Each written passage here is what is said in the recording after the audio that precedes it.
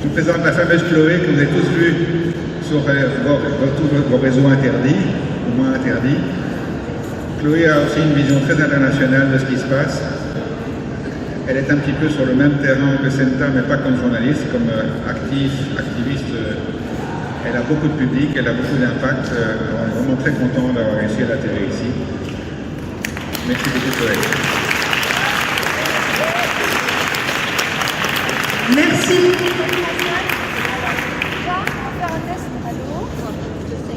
Déjà le test micro, oula, j'ai l'impression d'être dans une cathédrale. J'espère que vous m'entendez. Donc je suis ravie d'être avec vous aujourd'hui dans ma patrie d'origine en fait. Je suis un quart belge. J'ai ma mère qui est franco-belge de Tournai, si jamais. Donc merci pour votre accueil. J'ai désactivé Facebook hier, c'est une anecdote, mais comme ça me laisse plus de temps pour faire mes recherches, puisque comme vous le savez peut-être, là en ce moment je suis harcelée par une espèce d'acharnement médiatique, journalistique, qui essaye de me faire passer pour une terroriste. Mais je pense que c'est le sort qui est réservé aux lanceurs d'alerte, donc je me dirais que c'est plutôt bon signe. Donc je ne vais pas perdre mon énergie pour autant. Je suis arrivée hier soir avec Gérard Scheller, qui est là, avec qui je milite depuis 6 ans. Et ça fait en fait 8 ans que je me suis réveillée, si on peut dire ça comme ça. Je voulais faire, en fait ma mère me disait, il faut que tu fasses de la politique parce que tu as le caractère qu'il faut. Et elle pensait que j'allais être au PS comme elle, comme toute la famille, bien conventionnelle, dans des partis qui cherchent surtout à ce que rien ne change et à faire perdurer le système. Et malheureusement pour elle, j'ai commencé à m'intéresser vraiment à la vraie politique, donc à la gestion de la cité, au fonctionnement de notre système, et j'ai commencé à découvrir les abus de pouvoir, les conflits d'intérêts, la corruption, les accords cachés, dont TISA, dont vous connaissez peut-être la signification. J'ai vu dans la commune à côté, chez ma cousine qui m'héberge, une pancarte qui disait « Zone hors TTIP, CETA, TISA ». Traités de libre-échange qui permettent aux multinationales de régner sur nos gouvernements, sur les peuples. Et d'ailleurs, vous êtes concernés directement, puisqu'avec le CETA, je sais que votre ministre, là j'ai un trou, Paul Magnette, s'est battu contre la signature du CETA entre le Canada et l'Union européenne. Voilà pour la petite présentation. Donc moi je suis militante depuis 8 ans dans tous les domaines qui touchent à la justice, à la vérité et à la liberté, pour résumer. Et on s'est rencontré avec Nicolas Lefebvre, qui est parti, il est là, au CADTM, Comité d'abolition des dettes illégitimes à l'Université d'été de l'année dernière. Donc c'est comme ça qu'on s'est connus, et c'est comme ça qu'il m'a demandé de faire partie de ce sommet citoyen. Alors le Covid-19, certains disent que ça veut dire Certificate of Vaccination, identification digitale, et 1.9, ça voudrait dire intelligence artificielle. Moi je ne sais pas, je relaye ce que j'ai entendu, mais ça a du sens dans ce qui nous occupe aujourd'hui. En Suisse, on a des mesures de contrainte qui sont un petit peu moins liberticides que chez vous. J'ai appris que lundi, en Belgique, vous alliez avoir un couvre-feu et que les restaurants allaient fermer. Nous, on n'a pas de couvre-feu, nos restos sont ouverts, mais on a les masques obligatoires dans les magasins dans la moitié à peu près des cantons, parce que sachez qu'en Suisse, il y a 26 cantons, donc c'est comme 26 régions, c'est à peu près aussi complexe que la Belgique, mais pas autant, parce que j'ai cru comprendre qu'il y avait les régions, les communautés, le gouvernement fédéral, et que dans ces 26 cantons, on n'a que 11 cantons dans lesquels il y a le masque obligatoire dans les magasins, et toute l'autre partie de la Suisse vit librement, en fait. Donc c'est intéressant de savoir que le virus n'est pas le même partout, et qu'il a des horaires aussi. Comme chez vous, j'imagine, quand on est debout, il est virulent, et quand on est assis, il n'attaque pas. Non, c'est intéressant de comprendre, hein. Parce qu'avec toutes ces mesures qui sont assénées, un jour c'est les masques dans les magasins, l'autre jour c'est les masques dehors, ensuite on enlève les masques dehors, ensuite on interdit les masques, ensuite on oblige le vaccin. enfin bon, ça nous déboussole. Donc moi, ce que j'ai fait, je vais d'abord donner une solution, puis après on va parler des organisations internationales à Genève. Moi, je suis de Genève. Ma solution, c'est de m'entourer de personnes bienveillantes, ouvertes d'esprit, conscientes, connectées à elles-mêmes et qui n'ont pas perdu le sens commun, qui n'ont pas perdu la boule. Il y avait une image, je ne sais pas si on peut la mettre, si Nico, tu l'as. C'est Snoopy et puis son copain, je ne sais plus comment il s'appelle. Et le petit garçon, il dit à Snoopy, c'est sûr, il y a plein de gens intelligents. Et Snoopy lui répond, oui, mais pour la plupart, c'est asymptomatique. Et j'ai trouvé cette image assez représentative de la situation actuelle.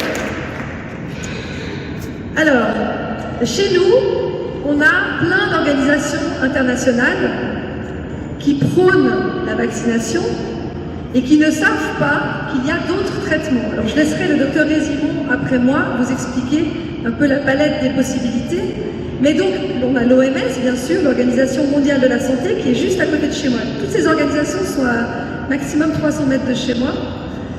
L'OMS, donc, qui est principalement financée, on sait par qui, hein, mais apparemment ça pose problème de le dire, par Bill Gates et par ses associations, ses organisations.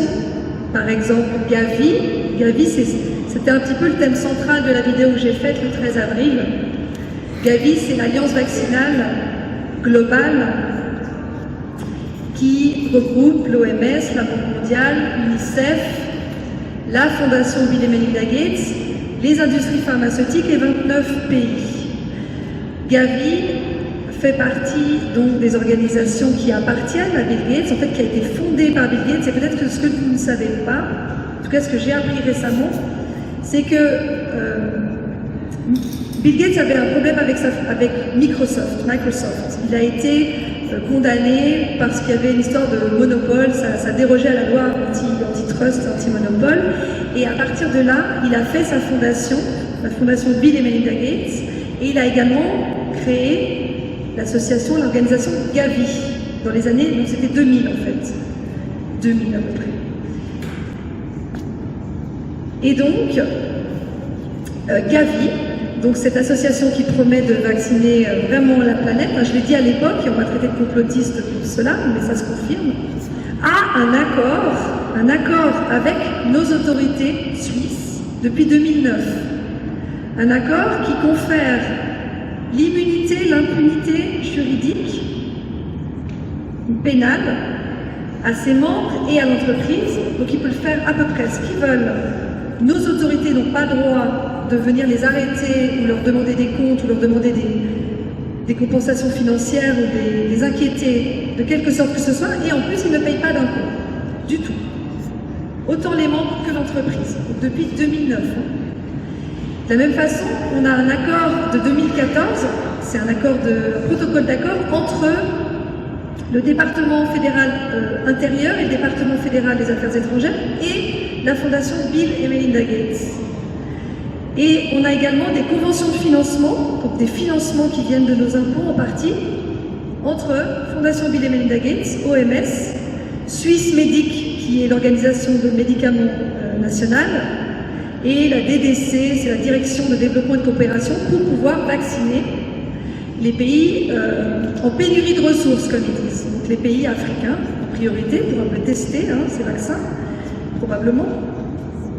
Donc ça, c'est différents accords qui nous montrent que l'État, notre gouvernement, mais aussi le vôtre, n'est pas neutre face à ces organisations. Par exemple, on a une loi qui s'appelle la loi sur les épidémies, qui a été implémentée en 2012 et qui est entrée en vigueur en 2016, qui dit que l'OMS est l'entité qui décide d'une situation particulière ou extraordinaire. Et en temps de situation particulière, donc c'est vraiment noté dans la loi, hein, c'est quand l'OMS le déclare, alors on est en situation particulière, et c'est notre cas en Suisse encore aujourd'hui. Et en cas de situation particulière, le Conseil fédéral, donc notre autorité nationale, avec consultation des cantons, donc les cantons c'est comme vos régions, sauf que nous on en a 26, hein, peut déclarer la vaccination obligatoire. Alors je ne sais pas en Belgique si vous avez déjà ça. Au Québec ils ont ce genre d'article et c'est vers cela qu'on avance. Et je vous parlerai d'une autre loi qui vient d'être votée au Parlement suisse, qui s'appelle vulgairement la loi antiterroriste. Peut-être je vous en parle tout de suite, comme ça c'est fait, je l'ai appris ce matin. Ça m'a glacé le sang. Hein.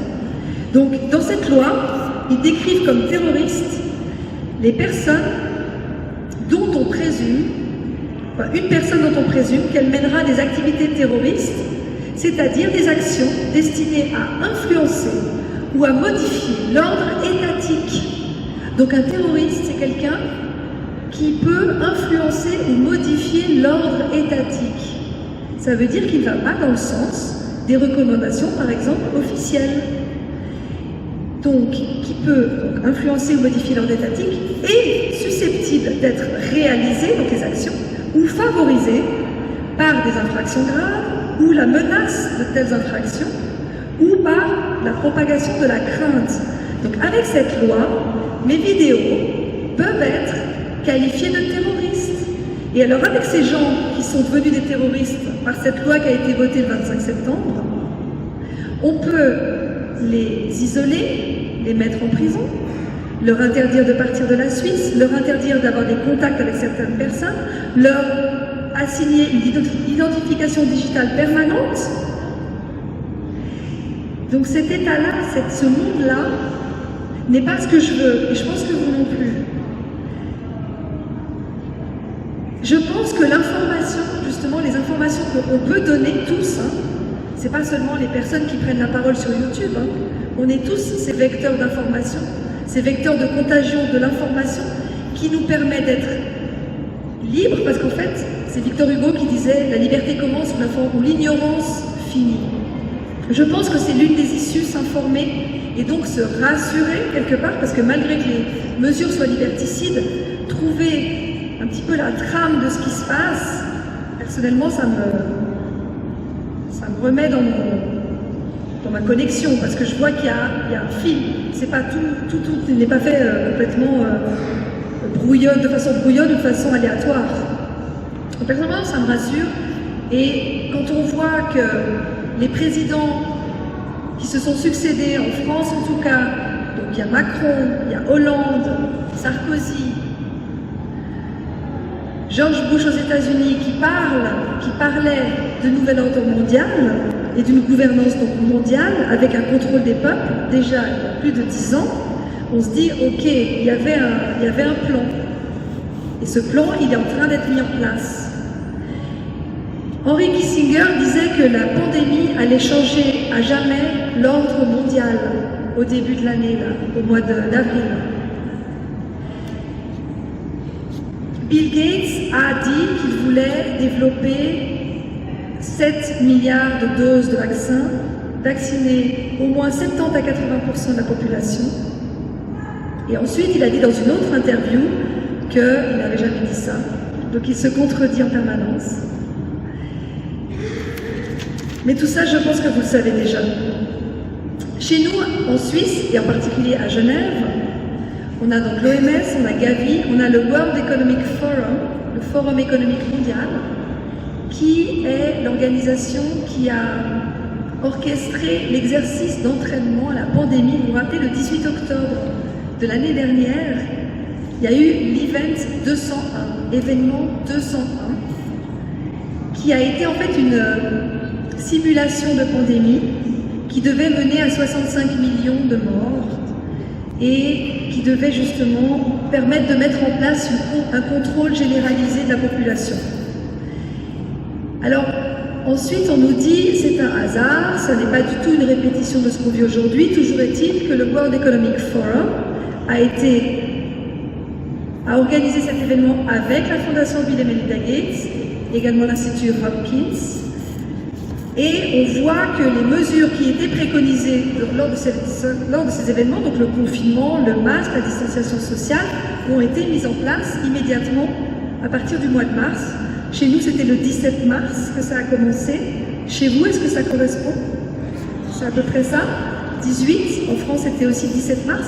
En Suisse, à partir du 17 mars, les cas de grippe n'ont plus été recensés. C'est intéressant de voir ça puisque c'était sur la page de l'Office fédéral de la santé publique. On nous dit que puisque les symptômes sont trop similaires à ceux du Covid-19, on ne les recense plus. Mais qu'est-ce que ça veut dire en fait? Ça veut dire qu'on n'a plus de grippe. Mais par contre, on a des cas, on sait ce que c'est des tests positifs, et on a des morts du Covid-19. J'ai appris aussi que chez vous en Belgique, donc Elio Di Rupo, le ministre-président depuis toujours, qui a été d'ailleurs accusé de pédocriminalité par Laurent Louis, hein, je dis ça, je dis rien, a dit, il y a une petite vidéo justement que j'ai vue qui dit, dans laquelle il dit que toutes les personnes qui sont mortes en maison de repos sont systématiquement estampillées Covid-19. Donc c'est même pas un secret. J'ai lu aussi un autre article qui disait que 50% des morts chez vous du Covid-19 l'ont été dans des maisons de repos, avec des personnes âgées. Et que parmi ces 50%, donc c'était à l'époque quand j'ai lu l'article, on était à 3000, il y avait à peu près 8000 morts du Covid, et il y avait à peu près 3600 personnes qui étaient mortes du Covid en maison de repos, et bien parmi la moitié donc, des décès, il y avait 3 quarts qui avaient été diagnostiqués Covid possible, cas possible de Covid. Et cela était systématiquement de nouveau rentré dans la case Covid. Voilà pour ce qui est des chiffres. Et puis un truc intéressant aussi à savoir, en tout cas chez nous, on a eu moins de morts, toutes causes confondues, en Suisse, au premier semestre 2020, que les 8 années précédentes. Donc moi j'aimerais juste qu'on m'explique comment on peut avoir une pandémie qui soi-disant est contagieuse et mortelle en ayant moins de morts que d'habitude. Je ne sais pas si c'est le cas chez vous en Belgique aussi. En France, ils ont moins de morts cette année que l'année dernière. Et je ne sais pas non plus si c'est le cas chez vous, mais chez nous on parle de cas et de cas et que de cas. On parle ni des hospitalisations, ni des malades, et encore moins des décès. En Suisse, on en est à peu près à 1 mort par jour. On a 8,5 millions d'habitants, un peu moins que chez vous, où c'est 11 millions, je crois. 1 mort par jour, sachant qu'en Suisse, on a 180 morts, toutes causes confondues, par jour.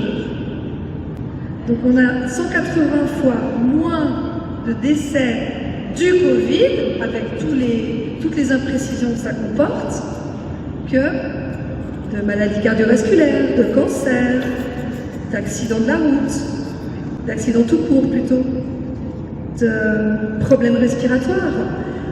En Suisse, on a 9500 personnes qui décèdent par an à cause de la cigarette.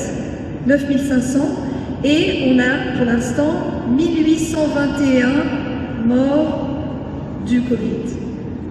Donc on a au moins 5 fois plus de morts de la cigarette. Par contre, je n'ai pas le souvenir d'avoir entendu parler d'une interdiction de la cigarette à cause de tous ces morts. On pourrait aussi mettre des masques à cause de la fumée de cigarette. La fumée passive, c'est 10 fois moins, c'est 950 personnes par an, mais quand même. Donc, est-ce que nos autorités cherchent à nous protéger, comme elles le prétendent, ou est-ce qu'elles cherchent à nous contrôler? C'est pas tout à fait le même planning, hein.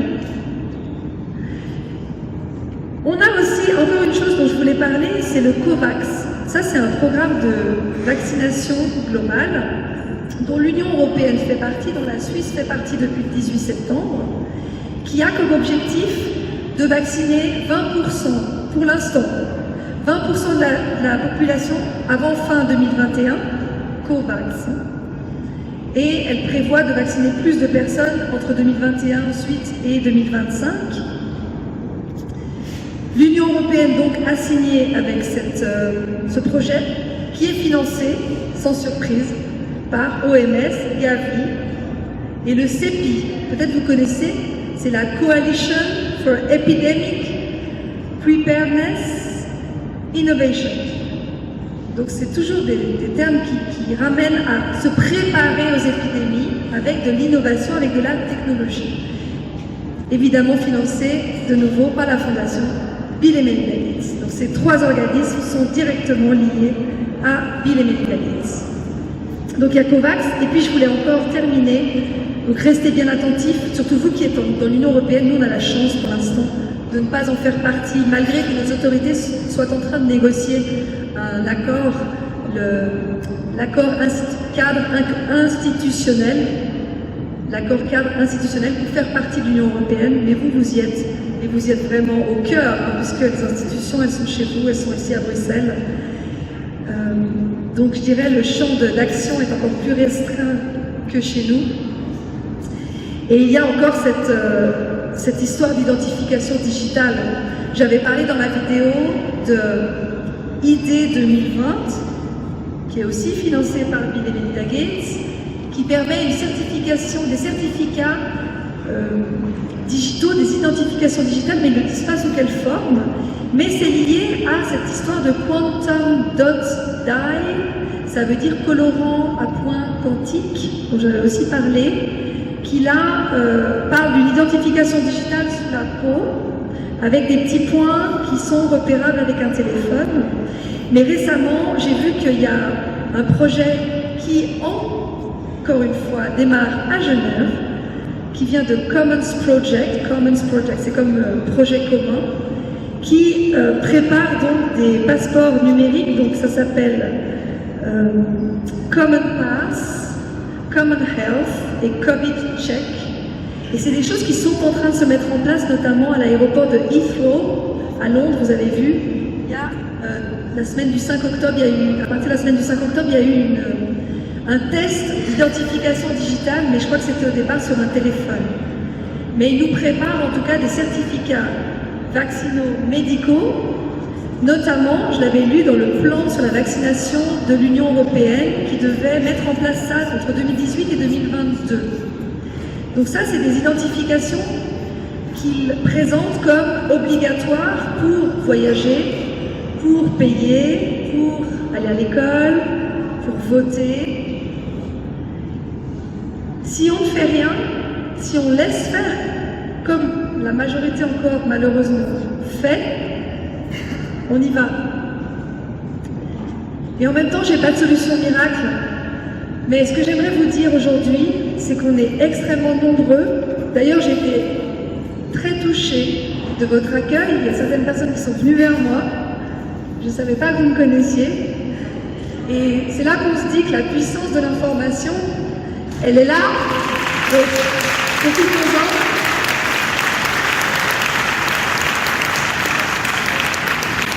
Internet a été créé peut-être pour nous tracer, mais on s'en sert maintenant aussi pour nous libérer. Donc c'est comme tout, il y a les deux faces de la médaille. Donc profitons de ça tant qu'on le peut. Et puis surtout, restons unis, restons dans l'humanité, avec nos visages, nos sourires, nos cœurs ouverts. Et dans cet élan lié au cœur et non plus au cerveau, enfin le cerveau quand même, on en a besoin pour réfléchir par rapport à tout ce qui nous met dans la tête, mais restons connectés les uns avec les autres et surtout avec soi-même, sachant qu'on est des êtres divins. Je ne suis pas religieuse, mais je crois beaucoup dans les énergies, je crois qu'on a tout en nous, faisons-nous confiance et je pense qu'on s'en sortira. Merci beaucoup pour votre accueil.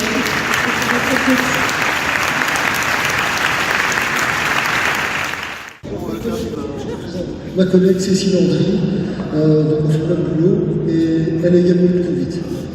Oui, j'ai eu le Covid le 17 mars, le lendemain du confinement. Et 3 semaines après, j'ai voulu me tester au niveau des anticorps, et malheureusement, les laboratoires n'ont plus été autorisés à faire les sérologies. Et donc j'ai mis un message sur Facebook qui a touché à peu près 700 000 personnes. Et je me suis fait appeler à l'ordre des médecins la semaine passée. J'ai dû aller m'expliquer parce que j'avais simplement dit que j'étais une généraliste et que je m'étais remise en 3-4 jours du coronavirus en prenant mes compléments alimentaires qui ont boosté mon immunité. Et rien que cette phrase-là, ça n'est pas passé. Et donc on est coincé. On est coincé dès qu'on dit quelque chose. Voilà, alors ils ont épluché mon site internet que je vais devoir élaguer représailles.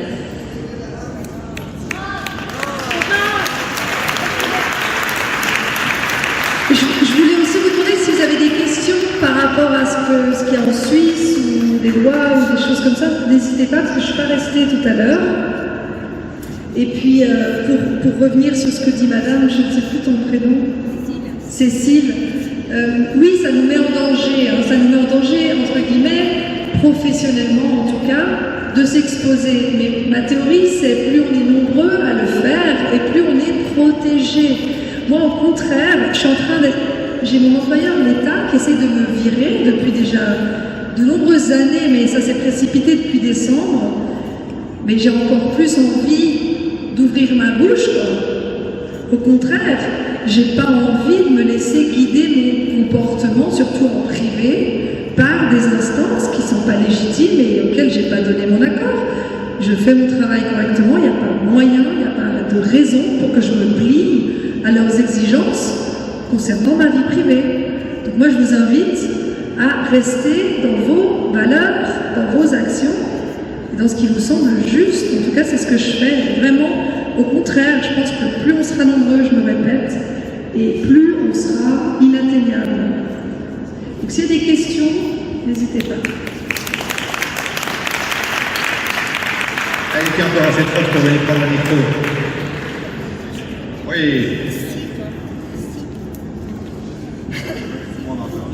Ce n'est pas concernant la Suisse. En fait, j'aimerais poser au docteur si vous savez nous parler un peu des tests, parce que il n'y a pas beaucoup de choses à redire.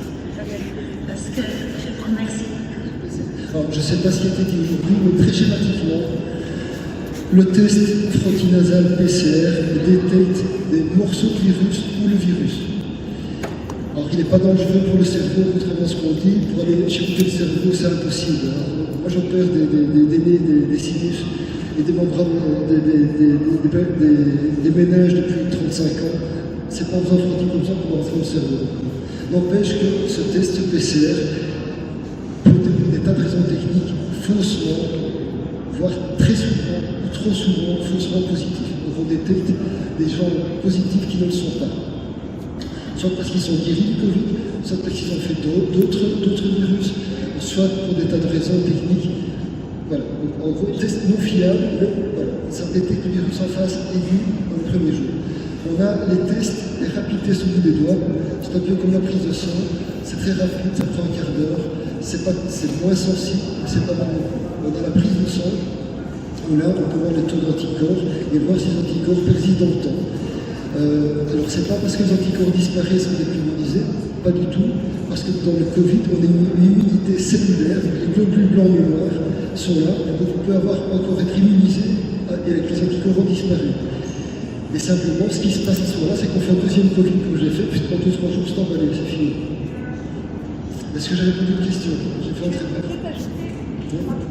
Je peux ajouter peut-être un peu le résultat de mes recherches par rapport au test. Il y a Carrie Mullis, donc l'inventeur du PCR, qui disait avant de mourir l'année dernière, en mai 2019, je crois, ou en août 2019, je sais plus, je crois que c'est août 2019, que le test PCR ne servait pas du tout à tester le virus, la présence d'un virus, mais simplement des fragments d'ADN, la présence de fragments d'ADN. Et que donc, dans ces termes, il n'était pas du tout fiable pour détecter le moindre virus. Il y a également le patron de Roche, qui s'appelle donc Séverin Schwann, qui a dit en avril que ces tests ne valent rien ou sont très peu utiles. Donc Roche, c'est un grand labo suisse qui est actif dans tout ce qu'on vit en ce moment. Et il y a également l'ancien directeur scientifique de Pfizer, qui est l'un des labos qui sont en train de préparer des vaccins Covid, donc Mike Yeadon, qui a dit que presque tous les tests Covid sont des faux positifs. Donc, moi, j'accumule un petit peu tous les témoignages, et il y a également l'article du New York Times, c'était il y a quelques semaines, c'était au mois d'août, pardon, 29 août, qui disait que 90% des tests étaient des faux positifs. J'ai d'autres témoignages, mais je trouvais que ces trois-là étaient déjà assez explicites.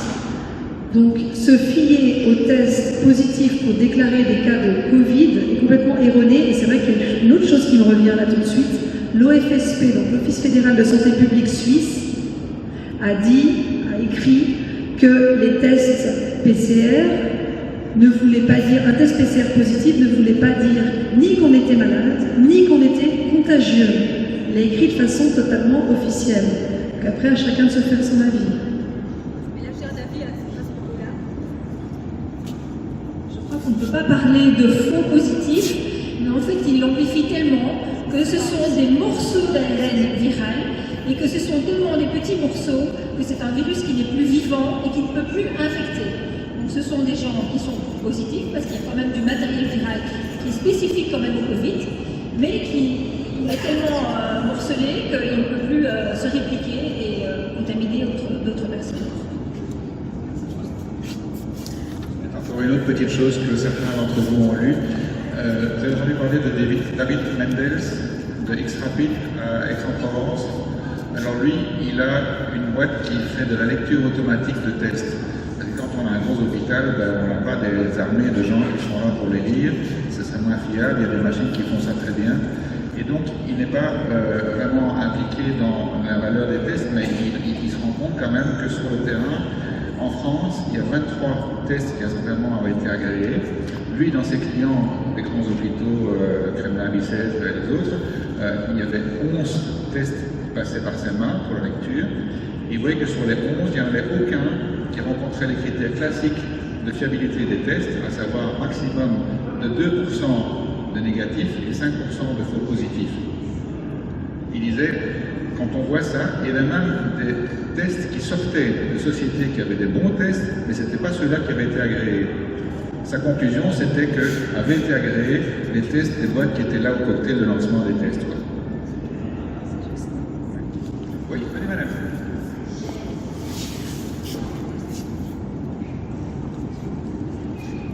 Moi j'ai une petite remarque et une petite question à Chloé.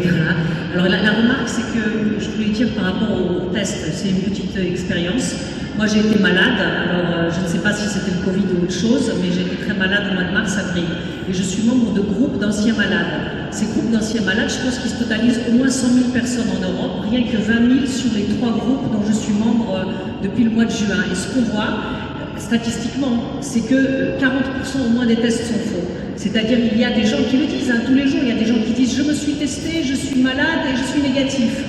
Je suis en bonne santé, je suis testé, je suis positif. » Il y a même des gens qui se testent plusieurs fois jusqu'à ce qu'ils deviennent positifs ou négatifs. Ça devient une folie. Mais donc du coup, on s'en est rendu compte très vite que c'est faux complètement cette histoire de test. Le problème, c'est que les gens ne sont pas soignés du tout. D'ailleurs, même les groupes ont été créés parce que les gens n'étaient pas soignés. Simplement, on refuse de nous recevoir. En France, il faut vous rendre compte que les médecins ne travaillent plus depuis le mois de juin. Du mois d'avril, il y a des médecins qui ne reçoivent plus, qui reçoivent de l'argent, merci beaucoup le revenu universel et la dette. Par contre, ils ne soignent plus leurs patients, ils refusent de travailler. Et donc, par exemple, c'est impossible d'être un super pneumologue à Paris.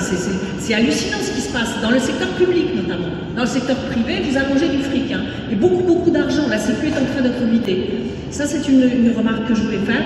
La deuxième, c'est spécifiquement plutôt pour vous, puisque Nicolas vient de me rappeler qu'on s'était croisés au CADTM, en fait.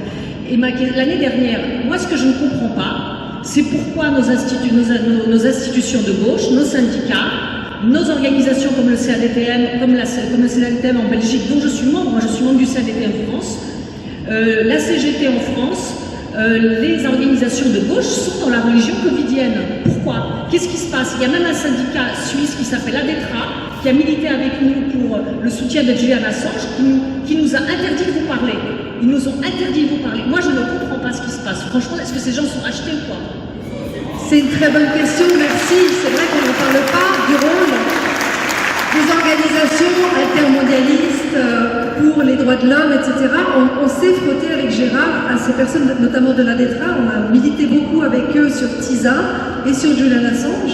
Mais ces personnes, je pense qu'il y a une grosse partie des organisations qui sont financées par Fondation Rockefeller, par les banques, les partis politiques notamment, sont financés par des banques essentiellement. Donc ils n'ont pas le droit, à mon avis, de parler de ça, mais il y a aussi une grosse partie des gens qui sont conformistes, qui sont dans leurs croyances et qui n'ont pas fait ce chemin de vérifier les faits et d'aller voir plus loin que ce que dit la télé ou les journaux. Et pour ces gens-là, on est des complotistes, on est dangereux. Moi, je pense qu'il y a presque plus de personnes comme ça, mais c'est vrai que ça me pose tout autant de questions que vous. Ça me révolte que ces personnes qui sont censées nous représenter, constituer un contre-pouvoir, une opposition justement au système, soient totalement absents de nos débats actuels et de la remise en question des mesures gouvernementales, alors qu'elles sont contradictoires, fondamentalement contradictoires et fondées sur aucun argument scientifique. Juste pour vous donner encore un exemple, j'ai demandé aux autorités de nous produire une étude qui prouve que les masques sont utiles. On a des études qui prouvent, notamment via Denis Rancourt, qui a fait une méta-analyse sur plein d'études qui existaient sur les masques, qui prouvent que les masques sont inutiles et en plus qu'ils sont dangereux. Mais on n'a aucun, en tout cas à ma connaissance, il n'y a pas d'études qui prouvent que le masque obligatoire au niveau de la population ait un quelconque intérêt. Donc on attend d'avoir ces preuves-là. Donc en attendant, pour l'instant, on voit qu'il crée plus de dommages que d'effets positifs. Donc si vous les connaissez justement au CADTM, on aimerait bien aussi qu'ils s'impliquent là-dedans. Parlons-leur, peut-être donnons-leur des infos basiques pour qu'ils commencent à réfléchir. Il faudrait leur demander. Ils se réunissent en ce moment. Moi j'ai une réponse, tous ces organismes sont subsidiés. Tous ces organismes sont subsidiés par l'État. S'ils commencent à dire des bêtises par rapport à l'État, ils n'ont plus de subsides, ils perdent leur emploi. Voilà, c'est tout simple, ça devient une question d'argent. Si on veut compléter le tableau, il serait temps de le faire pour arriver à une sorte de Nuremberg. Quand vous regardez comment on a été traité à la première vague, quand vous regardez tout ce qui a été fait pour empêcher les soins, interdiction de produits qui sont en marche depuis 50, 60 ans, qui ne coûtent rien, malheureusement pour Big Pharma, quand vous voyez tout ce qui a été fait pour éviter les autopsies, on a dû brûler les corps. Quand on a fait les autopsies, on a vu des choses qui ne correspondaient pas du tout à la vérité officielle. Vous ne pouvez pas attendre de gens qui ont donné ces ordres-là de façon aussi uniforme dans tellement de pays, d'attendre d'eux d'avoir des tests qui sont fiables, d'avoir des traitements qui sont fiables, d'avoir des vaccins qui sont fiables. Il y a une volonté clairement marquée de ne pas vraiment nous faire du bien.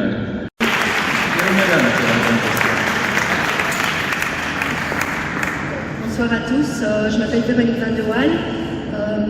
J'ai pas vraiment de questions, mais c'était juste un mini témoignage que je voulais apporter par rapport à la médecine fonctionnelle. Le docteur Résimon est en train de partir, mais je voulais quand même souligner que c'est extrêmement important de se supplémenter. Donc, comme il expliquait, zinc, vitamine D, etc. J'ai moi-même été malade également du Covid. Je n'en suis pas sûre à 100% parce qu'à l'époque, au mois de mars, je n'ai pas su me tester, comme beaucoup de gens, mais il n'y a pas de doute par rapport aux symptômes que j'ai eus. Grâce au docteur Résimon, j'ai appliqué son protocole. J'ai été bien malade, c'est vrai, mais pas du tout pour atterrir à l'hôpital comme beaucoup de gens, vraiment pas. C'était, disons, comme une grosse grippe. Et j'étais malade, disons, pendant une bonne semaine, ça a traîné 3 semaines. J'ai encore quand même quelques résidus, disons, un petit peu au niveau intestinal, etc.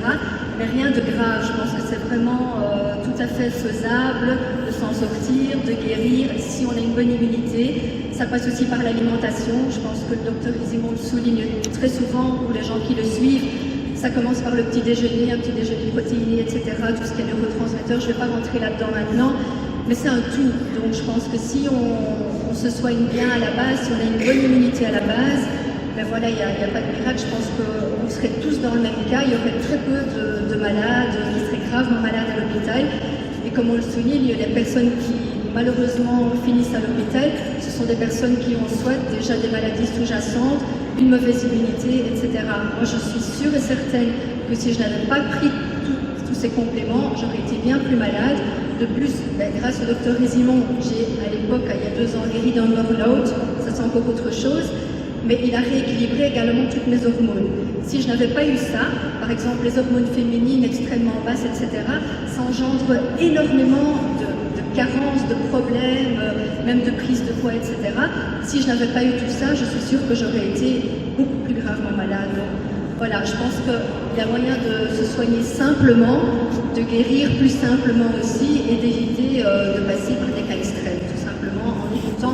Moi, ce que je me pose comme question, je pense qu'on se pose tous la question, toutes les personnes qui sont ici, que faire pour passer cette information? Parce qu'en fin de compte, on essaye de partager un maximum. Moi, j'essaye de partager un maximum sur Facebook, etc.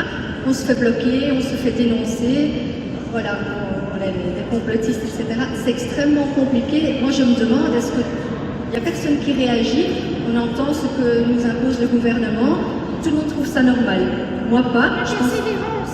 Oui, mais ça commence à faire long, donc on commence à fatiguer, bientôt tout le monde va tomber dans la déprime. Enfin, je dis ça comme ça, moi pas, je suis quelqu'un de positif, mais je trouve qu'il y a vraiment peu de personnes qui se mobilisent par rapport à la gravité de la situation et on connaît quand même la vérité. Donc, quoi faire? Qu'est-ce qu'on peut faire quand on organise des manifestations? Il n'y a pas beaucoup de gens. Voilà, moi c'est une question que je me pose tout le temps, je sais qu'on se la pose toutes, c'est peut-être un peu idiot ce que je dis, mais quoi faire pour que ça bouge enfin, pour que ça change et qu'on fasse connaître plus la médecine fonctionnelle, etc. Je pense que c'est hyper important. Il y a plein de médecins qui parlent de tout ça, mais en fin de compte, voilà, vous tous ici, en fin de compte, c'est un peu étouffé. Je ne sais pas trop où on va, donc je pense qu'il est important de continuer et de mettre l'accent sur l'immunité, etc. Tout ce que je vous ai expliqué. Donc voilà, c'était juste un petit témoignage. Voilà. Merci beaucoup. Je pense pour je pense qu'il utilise en face des indicateurs, il utilise des chiffres. Ces indicateurs, bizarrement, ne correspondent pas du tout aux nôtres. Mais peut-être qu'on pourrait gagner du terrain en uniformant, enfin en mettant en synchronisation nos indicateurs, en ayant les mêmes indicateurs dans tous nos pays et en pouvant leur montrer que leurs indicateurs ne tiennent pas la route. Alors ils prennent les contaminés, Molière avait les malades imaginaires, maintenant on a les malades imaginés. On pourrait, nous, avoir des données fiables sur le taux de mort par habitant. Il y a toutes des choses qui sont trouvables. Évidemment, on me dirait, oui, mais si un accidenté de la route est passé par les statistiques Covid parce que ça rapportait plus aux médecins ou à l'hôpital, qu'est-ce qu'on fait? On pourrait quand même probablement déjà chercher des indicateurs qui seraient les mêmes dans plusieurs pays. Il y a quand même du gaz, il y a quand même de la vapeur dans pas mal de pays pour ça. Ça doit être possible de s'entendre avec les Italiens, les Français déjà par les blogs et tout ça, on s'écoute beaucoup. Monsieur, vous avez une question? Oui. Voilà, donc j'en profite pour poser une question pour Chloé, tant que vous êtes là. Donc vous avez parlé de quelque chose de super important, c'est le vaccin, on n'en a parlé pas énormément. Ma question serait plutôt de façon stratégique. Qu'est-ce qu'on pourrait faire en tant que citoyen pour se protéger contre un test imposé à la longue? Donc, vous voulez faire X, vous devez faire votre test. Et qu'est-ce qu'on peut faire stratégiquement contre l'obligation de se faire vacciner? Je pense donc plutôt à long terme, si en 21 le vaccin sera là. Est-ce qu'il y aura une situation... est-ce qu'il y aura des constructions légales qu'on pourrait suivre pour se protéger contre ça? Merci. Nous, en Suisse, ils peuvent nous imposer les tests avec des mesures de contrôle, mais pas le vaccin.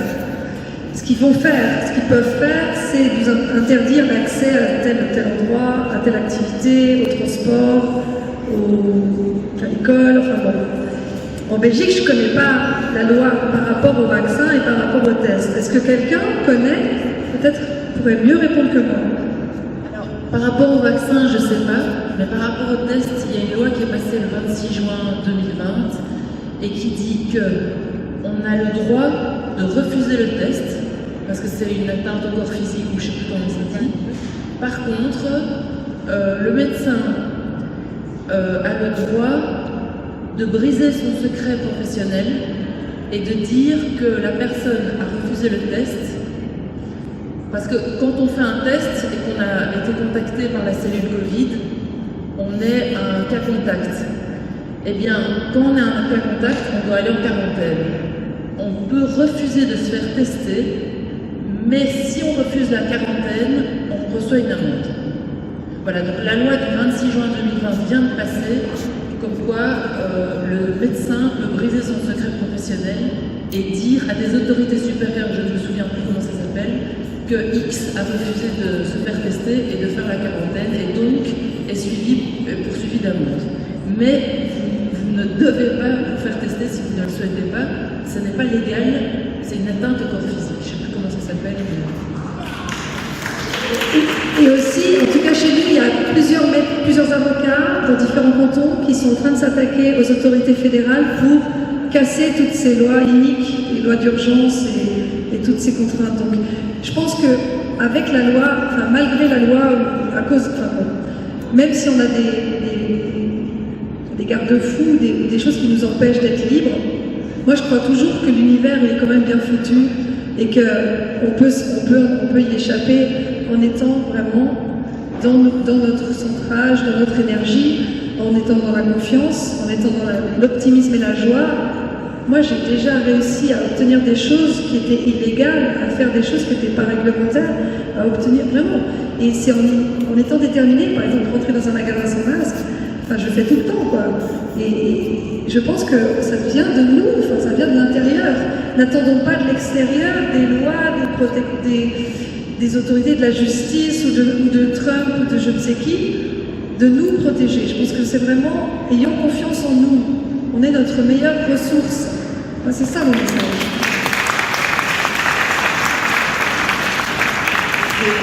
Juste par rapport au test, au fait qu'on n'est pas obligé de le faire, il y a quand même des entreprises qui arrivent à mettre ça dans leur règlement. Et que moi j'ai plusieurs collègues qui ont été obligés de faire des tests s'ils voulaient tourner pour un film, une série, des comédiens qui sont obligés de se faire tester. Et ça, toutes les semaines. Voilà. Alors je vous rappelle que Maggie de Bloch, le 18 mars 2020, a interdit les tests qui sont pratiqués en France en Allemagne. Donc il y a une loi, vous pouvez aller voir le moniteur belge, il y a une loi qui interdit les bons tests. Et donc ils sont Et puis si on cherche bien, on peut trouver aussi qui fabrique les tests PCR pour la Belgique, et on voit encore une fois qu'il y a des conflits d'intérêts. Pour préciser une précision, j'ai 4 filles qui ont plus de 20 ans, elles n'ont jamais été malades et elles n'ont jamais été vaccinées.